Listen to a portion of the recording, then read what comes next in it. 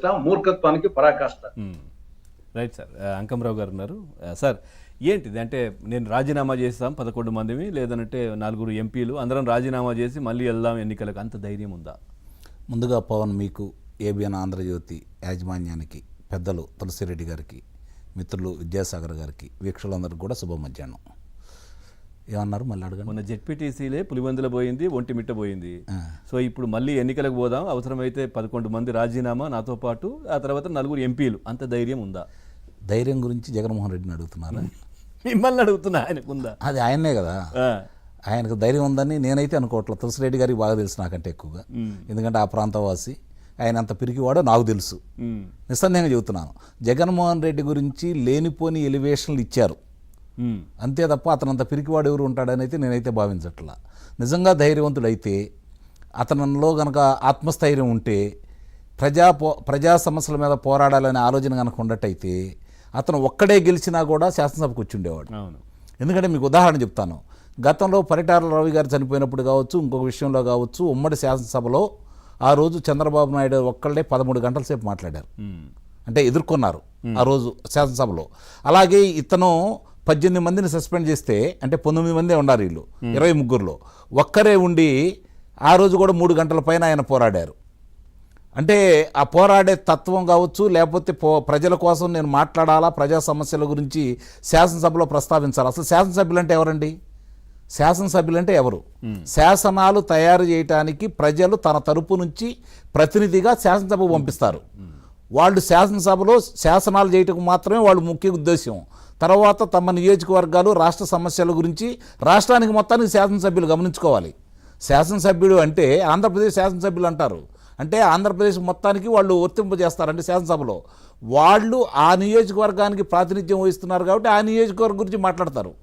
2 లక్షల మంది పైన ఉన్నటువంటి ఓటర్లలో అత్యధికులు నీకు ఓట్లేస్తే, నువ్వు గెలిపిస్తే నువ్వు వెళ్ళావు, నువ్వు మాట్లాడాల్సిందేంటి, నువ్వు ప్రశ్నించాల్సిందేంటి? ముందుగా రాష్ట్రంలో ఏదన్నా సరే ఈ ప్రభుత్వం వల్ల ఇబ్బంది జరుగుతుందా, ప్రజలకు ఏమన్నా ఇబ్బందులు ఎదుర్కొంటున్నారా, లేదంటే నా నియోజకవర్గంలో రైతుల సమస్యలు ఏంటి, మహిళల సమస్యలు ఏంటి, విద్యార్థుల సమస్యలు ఏంటి, లేకపోతే విద్యా వ్యవస్థలో సమస్యలు ఏంటి, నీటి రంగాలలో సమస్యలు ఏంటి, రోడ్ల పరిస్థితి ఏంటి, లేకపోతే ఇట్లాంటి వాటి గురించి మాట్లాడటానికి నీకు వాళ్ళందరూ నిన్ను శాసనసభ్యుడిగా గెలిపించారు. అలాగే శాసనాలు చేసే దాంట్లో కూడా నీ వంతు పాత్ర. ప్రభుత్వం ఒకవేళ ఏదైనా శాసనాలు తయారు చేసేటప్పుడు వాళ్ళ ఒక అంశాన్ని కనుక తీసుకొస్తే దాంట్లో తప్పొప్పులు ఎత్తి చూపి, ఇదిగో ఇలా జరుగుతుంది, దీన్ని సవరించండి అని చెప్పంటే చాలా సందర్భాల్లో చాలా పెద్ద వ్యక్తులు కూడా దాన్ని సవరించిన సందర్భాలు ఉన్నాయి. మొట్టమొదట అవిశ్వాసం తీర్మానం ఎదుర్కొన్నటువంటి మొట్టమొదట ప్రధానమంత్రి గారు ఎవరో తెలుసా? పండిట్ జవహర్లాల్ నెహ్రూ గారు. మరి ఆయనకు ఆ రోజు ఎంత ఫాలోయింగ్ ఉంది. అయినా సరే ఎందుకు ఎదుర్కొన్నారు ఆయన? ఒకటి, రైతుల సమస్య గురించి. ఎందుకంటే ఆ రోజు రష్యా లేకపోతే చైనాని దృష్టిలో పెట్టుకొని ఇక్కడ కూడా ఉమ్మడి వ్యవసాయ విధానాన్ని తీసుకురావాలని చెప్పి ప్రయత్నించిన సందర్భంలో ఆ రోజు తొలిసారిగా ఆయన లోక్సభలో అవిశ్వాసాన్ని ఎదుర్కోవడం కూడా జరిగింది. ఇక్కడ చాలా సందర్భాల్లో పెడుతున్నారు, బలం లేకపోయినా కొన్ని సందర్భాల్లో కావాలని చెప్పని పెడుతూనే ఉన్నారు. పోయినసారి చూసాం 2018లో కూడా ఆ రోజు తెలుగుదేశం పార్టీని రెచ్చగొట్టాడు జగన్మోహన్ రెడ్డి. ఇక్కడ వాళ్ళ బాధ్యతలు, వాళ్ళ విధులు, దాని గురించి అసలు ఎవరు ప్రస్తావించట్లేదు. ఎందుకంటే ప్రస్తావించడానికి ఈరోజు వచ్చిన శాసనసభ్యులకి రాజ్యాంగం అంటే ఏంటి, రాజ్యాంగంలో తమ విధులేంటి, శాసనసభ్యుడిగా తన పరిధేంటి, శాసనసభ్యులుగా తను ఏం చెయ్యాలి అనే అవగాహన లేకపోవటం ముఖ్యంగా. ఎందుకంటే ఈరోజు మనం స్వతంత్రం కోసం పోరాడి వచ్చిన వాళ్ళు వేరు.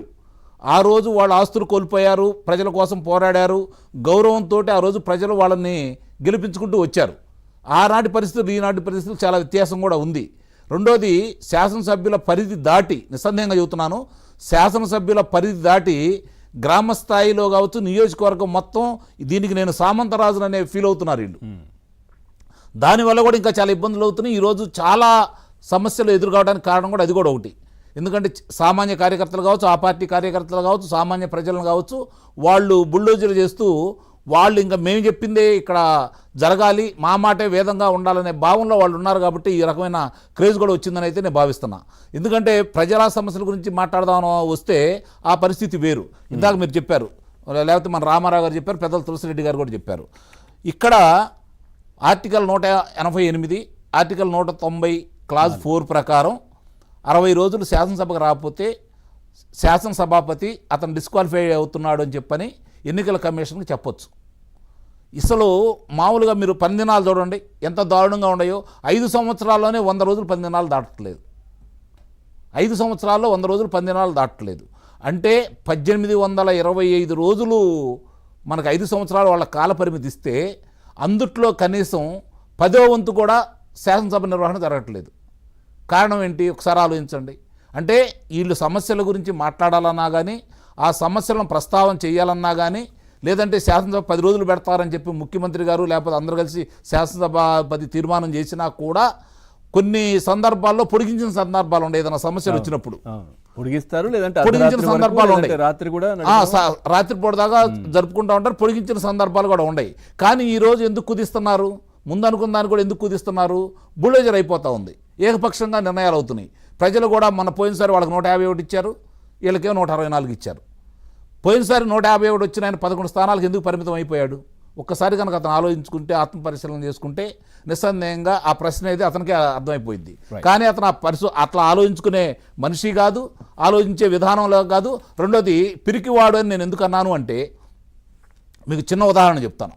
అతను 2009లోనే ప్రజాక్షేత్రంలోకి వచ్చాడు.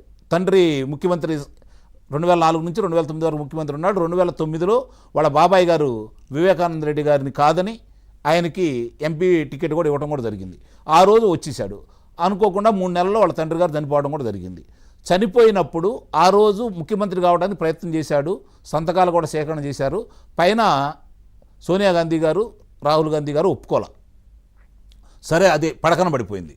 పడిపోయినప్పుడు తండ్రి చనిపోయారని చెప్పని, వాళ్ళ అభిమానులు చనిపోయారని చెప్పని ఓదార్పు యాత్రకు బయలుదేరుతున్నాను అంటే వద్దు అన్నారని చెప్పని ఆ రోజు సోనియా గాంధీ గారి మీద నేను పోరాటం చేస్తున్నాను, ఇది ఇటలీకి పులివెందలకి మధ్య జరుగుతున్న పోరాటం, కడపకి ఢిల్లీకి జరుగుతున్న పోరాటం అని చెప్పని ఎలివేషన్లు ఇచ్చుకొని వచ్చేసి రాజశేఖర రెడ్డి గారు చేసినటువంటి కొన్ని కార్యక్రమాలను దృష్టిలో పెట్టుకొని ప్రజల మనసులో ఆయన మంచి పేరు వచ్చిందనే అభిప్రాయంతో ఆయన వారసుడిగా రాజకీయ ప్రవేశం చేసిన వ్యక్తి జగన్మోహన్ రెడ్డి.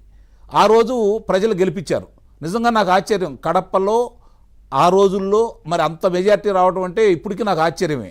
అది కొన్ని రోజులు కొనసాగుతూనే ఉంది. ఇప్పుడు ఆయనకి పులివెందులో కూడా రాజారెడ్డి గారు ఉన్నప్పటి నుంచి కూడా ఎన్నికలు ఏ విధంగా జరిగాయి అన్ని తెలిసినవే కదా. తులసిరెడ్డి గారు క్షుణ్ణంగా తెలుసు, 96 జరిగింది తెలుసు. 96లో గనక 2 నియోజకవర్గాల వాళ్ళు కాంప్రమైజ్ కాకుండా గనక ఫైట్ చేసినట్టయితే ఆ పరిస్థితి ఎలా ఉండేదో, 96 ఎన్నికల్లో రాజశేఖర రెడ్డి గారి పరిస్థితి ఏంటో తులసిరెడ్డి గారికి నాకంటే ఎక్కువగా లెక్కలు తెలుసు. విద్యాసాగర్ గారు ఆ పక్కనే ఉన్నారు కాబట్టి తెలుసు. కానీ ఇక్కడ గమనించుకోవాల్సింది ఏంటంటే, ఆ రోజు సోనియా గాంధీ గారితో పోరాడుతున్నానన్నటువంటి వ్యక్తి, ప్రణయ్ ముఖర్జీ గారు రాష్ట్రపతిగా పోటీ చేస్తుంటే జైలు నుంచి బయటకు వచ్చి